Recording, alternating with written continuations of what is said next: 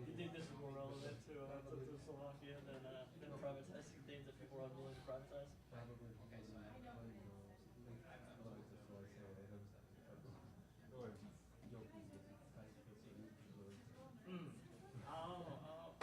Yeah, that makes sense.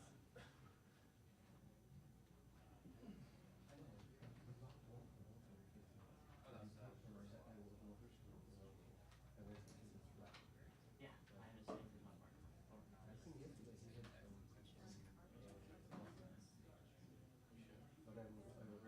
He or she would know.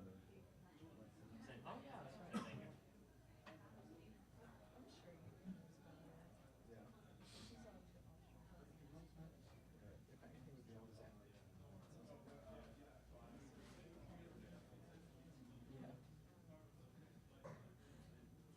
I would imagine it's not allowed. Since architecture is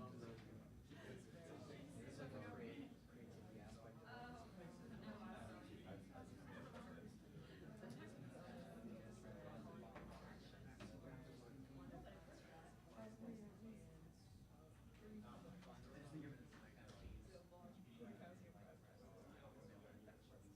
Because if anything's fascist, it's below its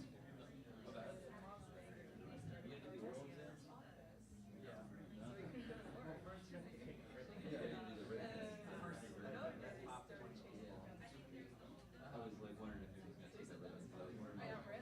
Oh, you started.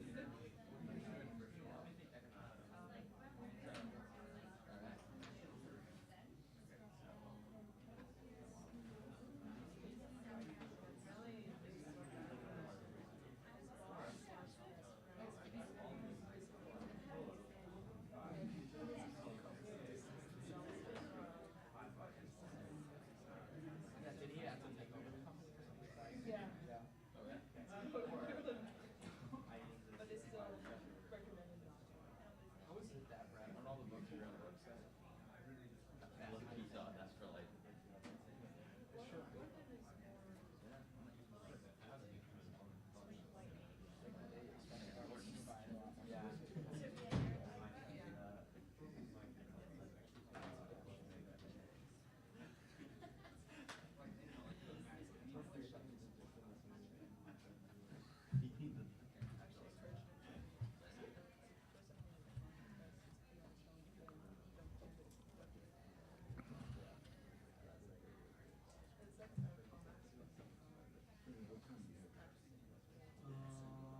One minute? Yeah. Like, do it. Yeah, so you guys have early. Usually You have to. And then we did. Otherwise you're not. The written.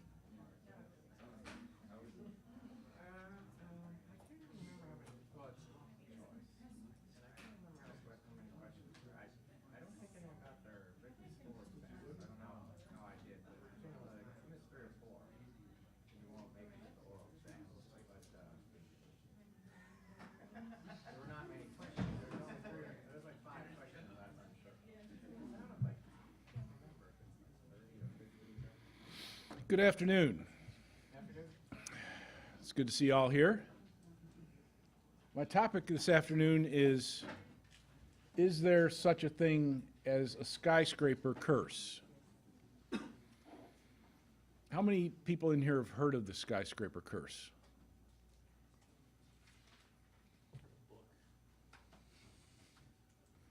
Is there such thing as a skyscraper curse? Probably one of the most unusual topics at Mises University. Certainly just by looking at the titles of the talks, they're sort of more standard ones, like I did the one on the minimum wage. Is there a skyscraper curse? Well, there better be, because I just published a book on it. And if there's not, I'll see y'all later. Have a good life. I'm going to have to retire to a foreign country. Got myself extended with a printed book. Okay.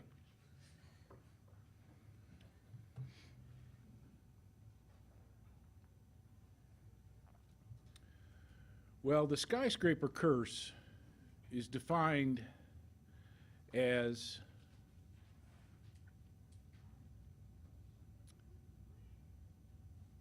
when a world record-setting high skyscraper sets a record, the curse is the economic crisis that follows.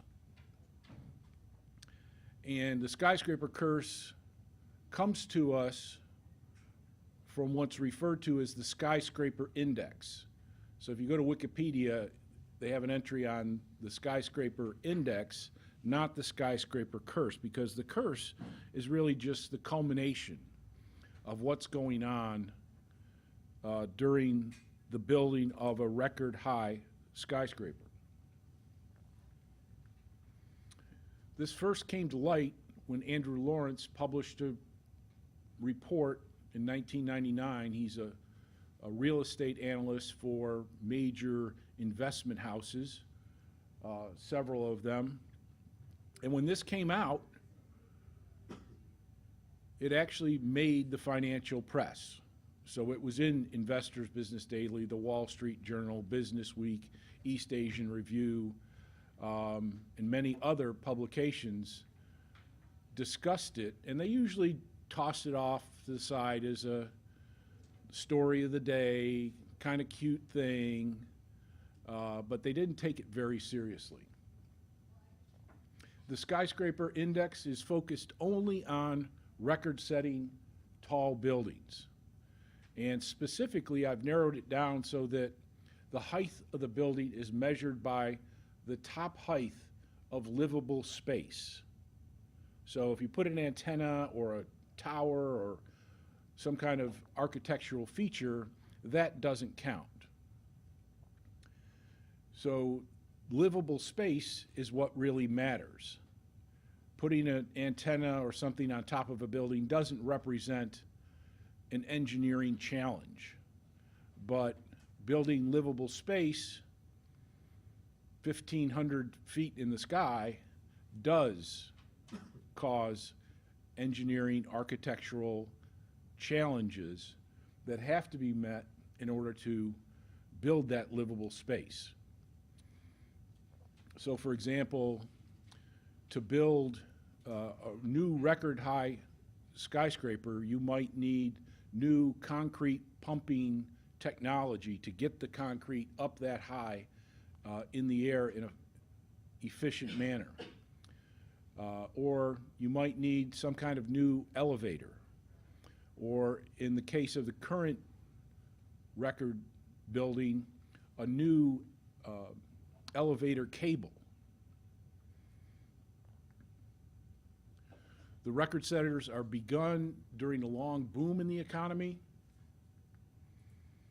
And the curse is that record setters are typically completed and open during economic crises. So the general timeline here is that there's a long boom in the economy. The record-setting skyscrapers are started. They achieve a record height, and then the economic collapse or crises begins.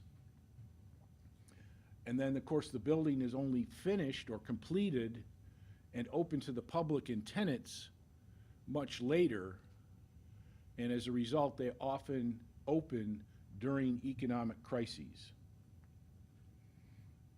So it's not overall construction or investment statistics that we want to look at here. We're looking at unique events that don't happen very often, so that we might have, say, if you saw Patrick Newman's presentation, we might have, 20 some odd recessions in the 20th century. We might only have a handful of economic crises. And so we'll look at that history. The first one that Lawrence recorded was the Panic of 1907. The Singer Building, sewing machines, Metropolitan Life Building were both begun prior to the Panic of 1907. They reached record heights around the time of the panic, and they opened in the aftermath or crises. The Woolworth Building set a new record in 1913. 40 Wall Street, which I think is now the Trump Building, the Chrysler Building, and the Empire State Building opened in late 1929, 1930, and early 1931. And that was followed, of course, by the collapse of the stock market and the Great Depression, which lasted more than a decade. So three, you notice these things will tend to come in groups. And then the World Trade Towers and the Sears Building were completed in 1973 and 1974. The economic crises known as the stagflation of the 1970s began while these buildings were under construction. Some of them hadn't set records yet, but all three were under construction. The stagflation of the 1970s, fortunately you didn't have to live through that. I did. It was a nasty decade of the Vietnam War, America's first losing war. Inflation, unemployment is where the word stagflation comes from. We had the oil crisis right about the time these buildings set records. So it was really a nasty decade. The stock market lost more than half of its value, and we had what amounts to an economic depression in the early 1980s when interest rates and unemployment exceeded 10%. One of the few times it's done that outside of the Great Depression. And then we have a curious situation here. In 1997, the Petronas Tower set a new record, and there was an Asian financial crisis. Taipei 101 sets another record around 2002 that coincides with the dot-com bubble or the tech stock bubble. But in more recent times, I've come to realize that this was one group of crises. In my reading of the history of this period, what was happening was in the late 1990s, with Japan down, the East Asian countries were having a boom. And the boom was related to technology. And then with the Asian financial crisis, the technology meltdown in Asia started, and the rise of the tech bubble in the United States began. And so there was a transfer, really, of the tech bubble from Asia to the United States. And then in 2007, the housing bubble came to an end, and the financial crisis began, and that was related to the Burj Khalifa Tower in the United Arab Emirates, specifically in the Emirate of Dubai. The tower was originally the Burj Dubai Tower, but the leader of Dubai ran out of money during this crisis. He had to borrow the money from his cousin, and so they renamed the building after the cousin. And right now there's the Kingdom Tower under construction in Saudi Arabia. That's projected to be a tower that's 1 kilometer tall, which is amazing, but it's only going to exceed the livable space of the Burj Khalifa Tower by about 8 floors. So it's going to have one of these spires on the top of it. Okay, so when I saw that skyscraper index in 1999, I realized that while the financial press was dismissing it, that it was really intimately related to the Austrian business cycle theory. And so I began research. After a couple of years, I published a paper called Skyscrapers and Business Cycles in 2005. I submitted the paper to a bunch of mainstream journals, and they didn't know what to make of it, and they rejected it because it didn't have a testable hypothesis. Didn't have a testable hypothesis. I love that. And usually the editor would write back almost like just one line, rejecting the paper. And finally, it was published in the Quarterly Journal of Austrian Economics in 2005. And what we're going to do is look at the Austrian theory that connects the skyscrapers with business cycles. And basically here what we have is the ABCT theory being applied, where artificial interest rates, artificially low interest rates over an extended period of time can cause what are referred to as Cantillon effects, which are structural changes in the economy induced by artificially distorted interest rates. The first Cantillon effect, which is named after Richard Cantillon, who I also have a book that you can buy, really inexpensive too.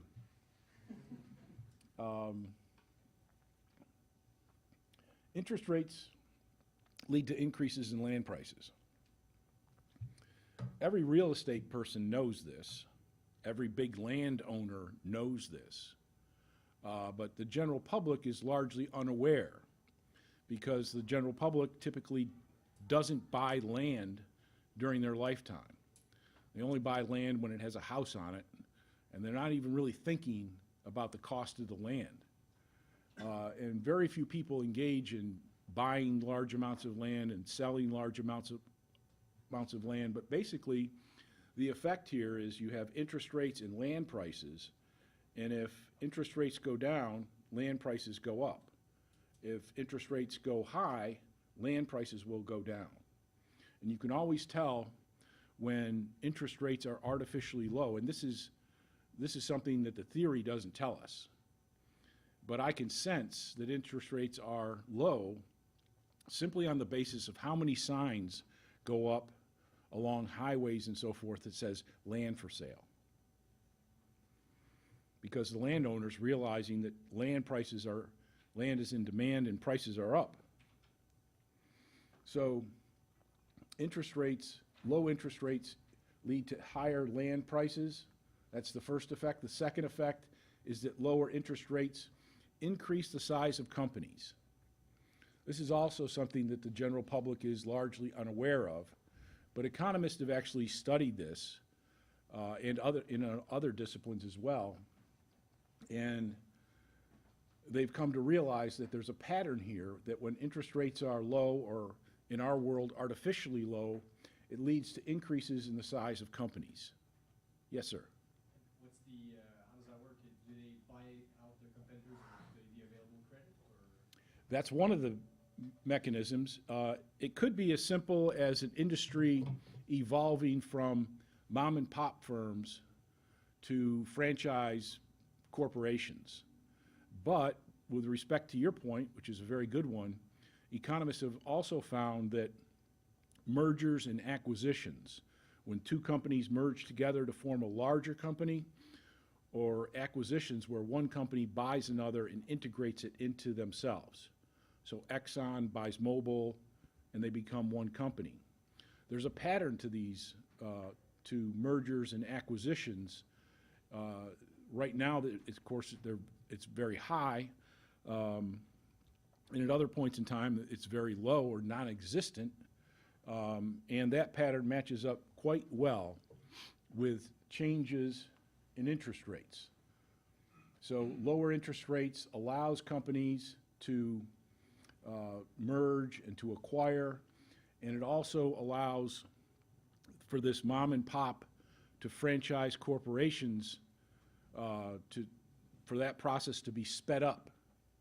And when you go from mom and pops to franchise corporations, you're not changing the product very much.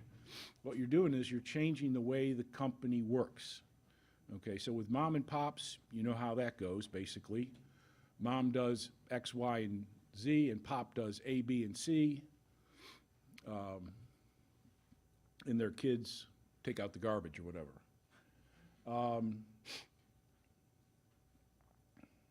So what's the difference between the firms? Well, they're bigger. The new firms are going to be bigger, but also they have to have research and development offices. They have to have human resource offices. They have to have accounting offices. They have a strategy and marketing department.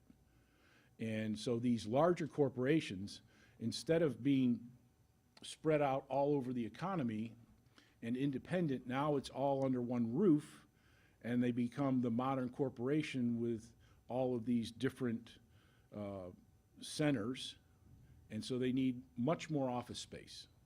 Okay, so a mom and pop have an office space, the equivalent of a large closet. Big corporations need huge amounts of space, typically in central business districts. And outside of the Kingdom Tower, most of these record-breaking skyscrapers are in major metropolitan central districts. Most of them have occurred in New York City or Chicago.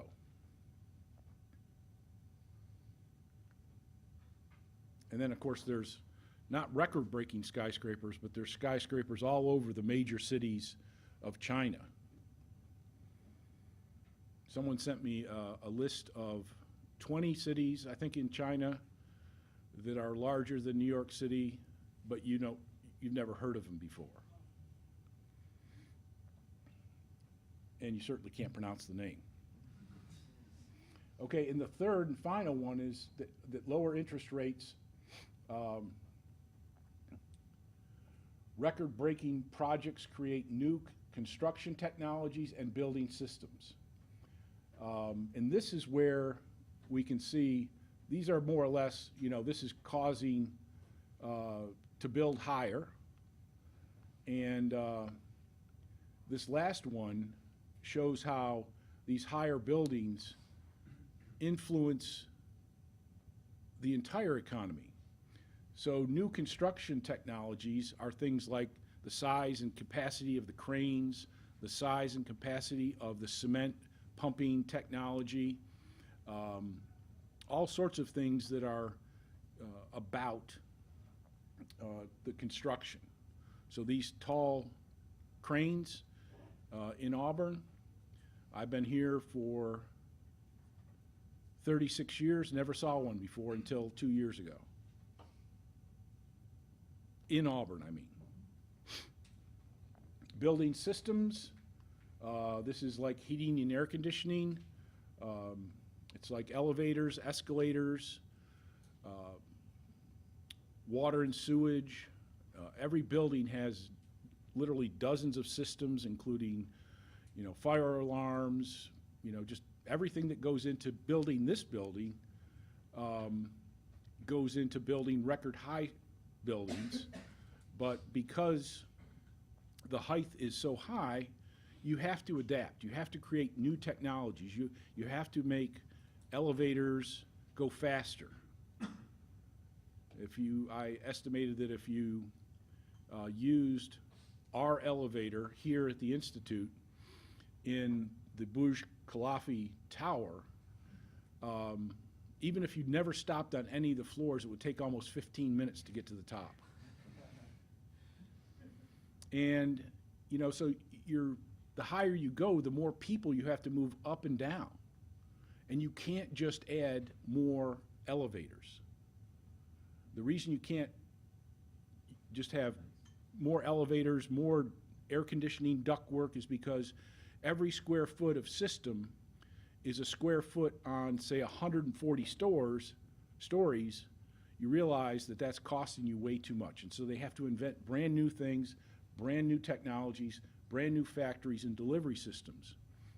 So this is where we show that the record breakers are causing changes in technology, changes in the structure of production in the economy. And so this is an illustration of what's going on throughout the economy, even in Auburn, Alabama. So the record-breaking skyscraper index, and curse are an illustration of what's going on in the economy more broadly. Then we had the housing bubble, the most recent bubble crisis. And because I was working on this topic, I was also more keenly aware of what was going on in the American economy at that moment. So remember, the article on skyscrapers and business cycles came out eventually in 2005. So I just happened to be working on this subject and paying keen attention to it, so that in June of 2004, I published an article on Mises Daily called Housing, Too Good to Be True, where I basically explained not what only was happening and why it was happening, but what would eventually happen a couple of years later in the economy. And most of, well, not most of my friends, a few of my friends thought I was crazy. Maybe a couple of them are here this week. Or were here. That's another hit. And then a little bit later, actually my first article on the housing bubble was in February of 2004 on LouRockwell.com. And then in August of 2005, I wrote an article, Is the housing bubble popping? And I showed stock market data, and using technical analysis, I identified that the stocks of home construction companies had popped significantly enough to indicate that it was likely a topping of the housing market and the housing bubble. This wasn't clear to anybody else at the time. In fact, like Peter Schiff, I think, didn't mention any of this until 2006. The economics of the housing bubble I published in June of 2006. I was asked to write a paper for a chapter in a book on housing construction in the United States. Mine was the only chapter that really had to do with the macroeconomics of it. Everybody else was talking about zoning and land use planning and all that. And because of the popping of the housing bubble, this book project sputtered, and they lost the publisher. And when they got a new publisher, the editor asked me to take out some of the more gory details in my article, which I was willing to do, because I wasn't sure if I was right. Absolutely sure. Yeah. We Told You So, which is sort of a compilation of some of these things on LouRockwell.com. And then August 7th, 2007, I made a blog post, of all things, and it was titled New Record Skyscraper and Depression in the Making, about Dubai and the Burj Khalifa Tower. And of course, this wasn't really evident to anybody at the time. And so I was giving public lectures here in Auburn and elsewhere, and one that came out in, I think it was June of 2007 that I did. It was for Auburn University students at the university, and it turns out all these bankers and construction people showed up, and they weren't very happy at all at what I was saying. And I was a little concerned too, because I was like in the back of the room and the doors were on the other end, and the place was packed. So I felt trapped.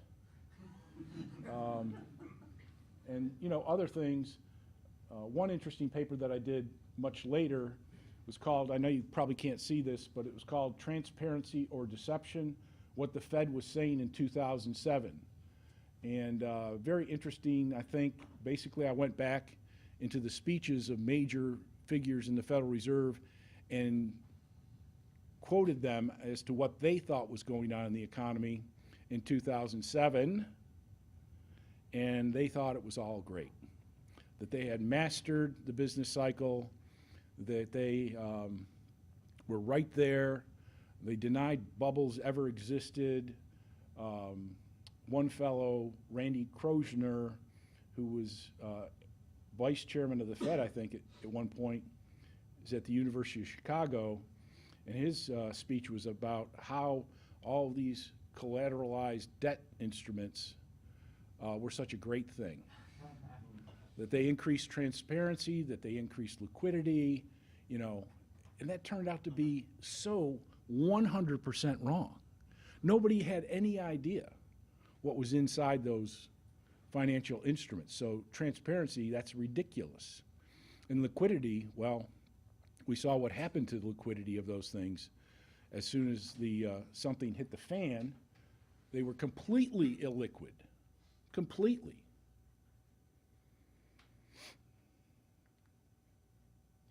So on 2010, January 8th, when the Burj Khalifa Tower opened, CNN had this report about what was going on the ground in Dubai, and thankfully they actually mentioned me and my blog post. They got my name spelled correctly. You know, a lot of times, and I don't really care too much, but a lot of times people will use my work and not cite me at all. And I'll come back to that issue a little later in my talk. Several times, actually. But noteworthy is that there is a literature that has developed and is developing on this topic. Greg Kaza in the Quarterly Journal of Austrian Economics looked at the Skyscraper index in his home state of Michigan and his adopted state in Arkansas, verifying the Skyscraper index. Günter Loeffler, a prominent financial economist, working on that, but notice he's saying it's overvaluation and confidence that's causing this. And this is where the confusion enters this literature. Jason Barr, who's very prominent in this literature, he's a real estate economist from Rutgers University. That's Jason Barr again. Real factors and builder competition or ego. So they're trying to embed irrational variables in their models. And again, he comes down here with real and psychological variables. In here, the height competition, he changes the word from paper to paper, but it's basically the same paper. Height competition only occurs at peaks. And by height competition, what he's referring to is if somebody builds a 120-story building, the next person's going to do 125, and then 130, and then 135. And that's irrational, and he says that only occurs at peaks. Interesting that you can only be irrational at certain phases of the business cycle. And then he and two other Rutgers economists came in with skyscraper height and business cycle, separating myth from reality. Guess who's responsible for the myth? Yours truly. And the reality is represented by Jason Barr. They looked at announcement dates and opening dates and whether or not they were correlated with GDP, and they find the answer is no. Well, the announcement date can come very early, like the trade towers in New York City were announced in 1960, 5 years before they began construction. They weren't finished for 12 or 13 years later. Opening dates are when they're open to the public and tenants, which is too late. So they're too early and too late. And there's no scientific way of dating these things perfectly. They also use data from the US, Canada, China, and Hong Kong versus real GDP. And they did a Granger causality test which shows that GDP causes height. So the bigger the GDP, the bigger the buildings. And their co-integration tests show that GDP and height are co-integrated and share a common pattern. Not that they're cause and effect, but they simply share a common pattern. So if a person, the lady, is walking her dog on a leash, you know, the dog may be in front of her, on the side of her, behind her, ahead of her, and that may change several times along their walk, but they're basically following the same path. And they conclude, therefore, height does not predict cycles. They move together with temporary deviations due to builder competition. Again, the irrational builder competition near the peaks. So basically they dismiss my work because height, the skyscraper going up, does not predict the skyscraper curse. Lucas Engelhardt in 2005 working paper, Why Skyscrapers, a Spatial Economic Approach, shows that lower interest rates increase land prices and wages. Higher opportunity cost of commuting leads to taller buildings, supporting my original paper to a certain extent, and actually extending the analysis more along economic lines than along strictly real estate economics. So what can we say about this paper? Well, there seems to be some general agreement that we need to test the relationship between lower interest rates and economic expansion, higher stock prices, and skyscraper construction. Some of the authors use different data sets to do this, but there's still a general notion behind the skyscraper. Whether or not it's real or whether or not it's irrational, they haven't decided. And let's see. Again, you have the builder competition, status, social status, and ego, but only near peaks in the business cycle amongst the Barr type, Jason Barr type analysis. The important point that from Austrian business cycle theory is that Austrians do not deny deviations or changes in psychology, even at the social level. Okay, we don't deny the fact that during a boom, people become exuberant. And we don't deny the fact that when you have a crisis, people become depressed and less interested in entrepreneurship and investment and things of that nature. We don't deny that. It's part of our theory, really. We don't talk about it much, but actually I do in this book, which is only $18 for students, by the way. Okay, so the latest paper by Barr et al., which is where he tries to, undermine the skyscraper curse theory with their various statistical testing.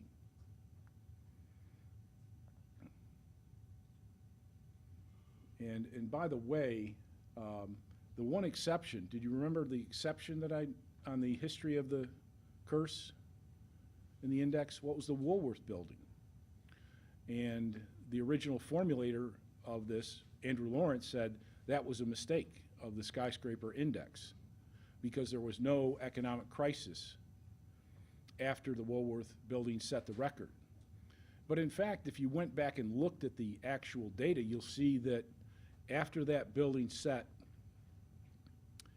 a new record, the American economy did go into a crash. But within several months, we were saved from a big crash, big lengthy crash, by World War I. So when World War I started, Europe simply could not get enough of our grain products, our steel products, our munitions, all sorts of things Europe was importing from the United States, and it put the U.S. back into an expansion. So it's not really a mistake of the index. It really, when you put it into historical context, It's a correct signal, and I would argue that the war really is responsible for us not having a label placed on that. Okay? In the absence of World War I, we would have had a long, lengthy correction in the economy, and it probably would have been referred to in history as the post-World War I depression or something along those lines. Okay, so our response was that there's no particular date that should be used to time the skyscraper curse. And you certainly should not use announcing dates and opening dates. We prefer to use when the project gets off the ground. Okay, so when somebody starts a new project that's going to break a record, that's when I issue a skyscraper alert, and when the skyscraper itself reaches new record height, that's when I issue a skyscraper signal that there is an imminent danger of an economic crisis right before our eyes. So the fact that they couldn't match up the wrong dates doesn't really have any negative impact on our analysis. And we also agree that record-setting skyscrapers do not cause economic crises, which is exactly what their statistical analysis says. They said that height does not determine GDP. And we've never said ever that just the building of a building somewhere in the world is going to cause a world economic crisis. So they either didn't read the paper at all, or they have like a 5th grade education. And believe me, 5 years of math and stat can do that to you.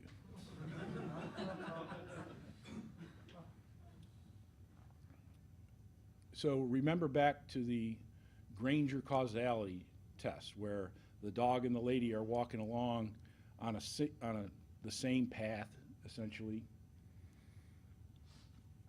That's what the skyscraper index argues, is that artificially low interest rates cause a record-setting skyscraper and an economic crisis. So that's exactly, their findings are exactly backing up the theory. And yet, the journal that they published this in, we asked for an opportunity to offer a correction. They denied it. We offered them a comment, several pages of explanation of this. They rejected that. And not only that, but their article got picked up by the editors of the Economist magazine, and they published an unsigned editorial March 28th. If the skyscraper curse suggests the decision to build the biggest towers happened near the peak of a business cycle, then you could use record-breaking projects to predict the future path of GDP. However, the range of months between the announcement of the towers and the business cycle peak is large, varying from 0 to 45 months. And only 7 of the 14 opened during the downward phase in the business cycle. In other words, you cannot accurately forecast a recession or financial panic by looking either at the announcement or the completion of the world's tallest building. And of course, they didn't mention me in the article. They mentioned the article in the references to skyscrapers and business cycles. They got the wrong year. I sent them a letter explaining all this and asked them to change the year of the reference and add my name. And I got an email back 90 days later that said my letter had been misplaced. And they didn't print the letter either. And despite what you just saw from the economists, this is the graphic that they used. So you've got the panic of 1907 and the buildings opening up here at Singer Building. You've got the 3 buildings in New York City and the Depression, but actually, of course, the fact that you had 3 led the Depression out until the early 1940s. And then Tower Centers and the Willis, which was the Sears building. Then they put the oil shock in there, but actually the economy was hurting from 1970 to 1982. And then the Asian financial crisis and the financial crisis and housing bubble. And so the building is situated where it's being completed. So it's sitting right over here, 2010. I don't know how you could put that graphic together and the editorial and put them in the same issue. So the skyscraper curse illustrates what the Fed is doing to the economy. Those technological changes, the changes in the structure of production are happening throughout the economy. It's just more visible and better illustrated by these record-setting skyscrapers. The index has a good record of prediction. We went back into the 19th century, found several other record-setting buildings. Mainstreamers resort to psychological factors but fail to explain them. Where do these psychological changes, why do they occur? I've always found that puzzling, that economists would refer to psychological things causing it rather than some economic cause. And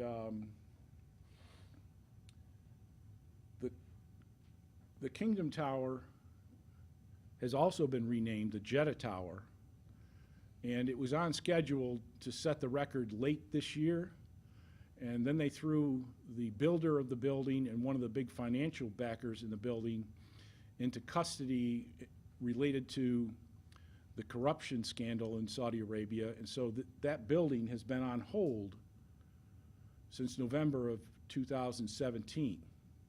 So I expect the skyscraper index to be incorrect here, because either that building is never going to be completed or it's going to take several more years to complete the project. And I don't think the economy, I think the economy is set up more to coincide with the anticipated record-setting date rather than the actual record-setting date. Okay. So thank you very much.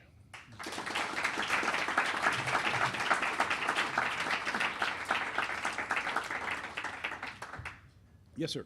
I've noticed on previous lectures you used the chart on the European financial crisis. I was wondering, for any reason, was it missed off for any reason this time? No, it just wasn't a world record, but it was a European record. And when they set that record in London, the European economy looked like the greatest thing since sliced bread. All the European stock markets were at records. Unemployment rates were historically low. And the European economy was doing extremely well. But of course, when the building was ultimately completed, we had all sorts of problems throughout the EU, including the pigs, Portugal, Ireland, Italy, and yeah, there's 3 I's. Iceland. You know, just in complete and utter shambles. So that's a great illustration of a continental-wide phenomenon.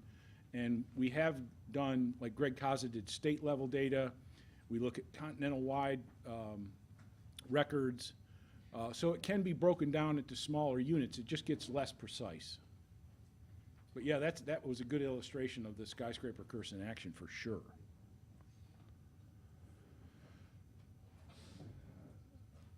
Yes? Wait, so when's the next recession? Well, like I said, the anticipated date of the Kingdom/Jeddah Tower was going to be like in the fall of this year. That's unlikely to coincide with the record. But I don't, you know, I've been thinking about this for the last 2 or 3 weeks. It's my view that it's always not just the building of the building that does it. It's the fact that somebody had the intention and the money to do it. They started the project. It's up like 60 floors in the air.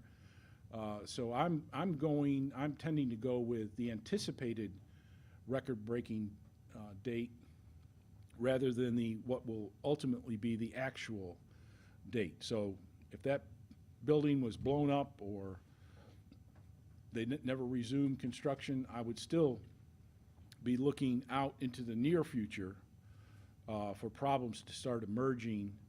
As you saw with the housing bubble, my indications come in 2004, 2005, 2006, before anybody was talking about anything related to the housing bubble bursting in the United States. So, and then once it starts, it's really too late, all right?